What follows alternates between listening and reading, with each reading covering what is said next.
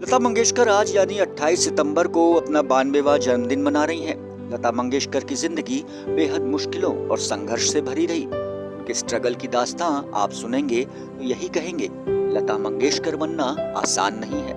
लता मंगेशकर ने 6 दशकों से भी ज्यादा वक्त तक संगीत की दुनिया को अपनी मखमली आवाज और सुरों का तोहफा दिया है। अपनी आवाज से कभी उन्होंने खोई मोहब्बत को जगाया, तो कभी आंखों में आंसू भी ला दिए।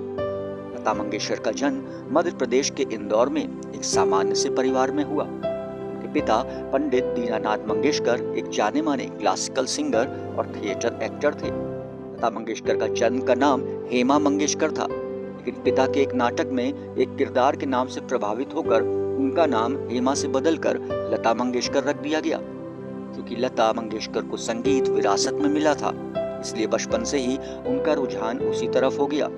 इस उम्र में बच्चे खिलौनों से खेलते हैं और ख्यालों की नई दुनिया रचते हैं।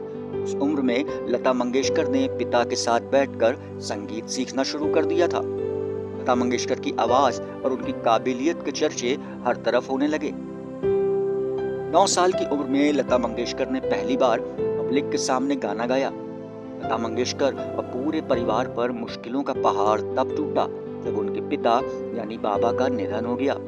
उस वक्त लता मंगेशकर मात्र 13 साल की थीं। क्योंकि लता घर में बड़ी थीं तो परिवार की जिम्मेदारी उन्हीं पर आ गई। अपनी पढ़ाई के साथ साथ उन्होंने छोटी बहन आशा भोसले और परिवार की जिम्मेदारी नन्हे कंधों पर उठा ली। वे स्कूल जाती तो साथ में बहन आशा भोसले को भी ले जाती। लेकिन जब एक दिन स्कूल वालों ने लता से बहन को स्कूल न लाने को कहा तो उन्होंने पढ़ाई ही छोड़ दी। घर की माली हालत को सुधारने के लिए लता मंगेशकर ने स्कूल त्याग दिया और करियर पर ध्यान देना शुरू कर दिया। 14 साल की उम्र तक लता बड़े बड़े नाटकों और प्रोग्राम में काम करने लगी। पिता की मौत के बाद मंगेशकर परिवार के करीबी दोस्त रहे। मास्टर विनायक ने लता मंगेशकर के करियर में बहुत मदद की। उन्होंने लता को एक सिंगर और एक्ट्रेस के रूप में करियर शुरू करने में सहारा दिया।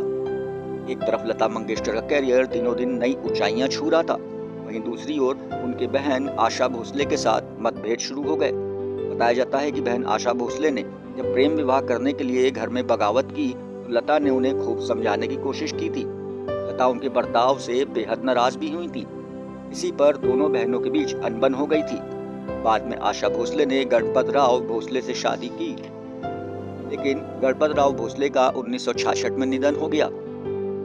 इसके बाद आशा भोसले ने आर.डी. बर्मन से शादी की, लेकिन 1994 में वे भी चल बसे।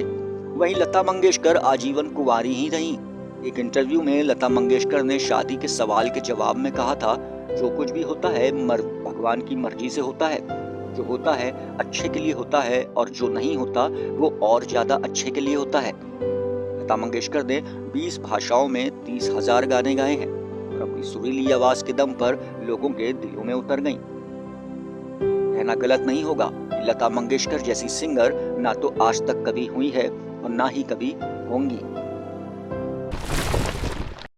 सब्सक्राइब करें एबी न्यूज इंडिया के यूट्यूब चैनल को, क्योंकि हम रखते हैं आपको हर पल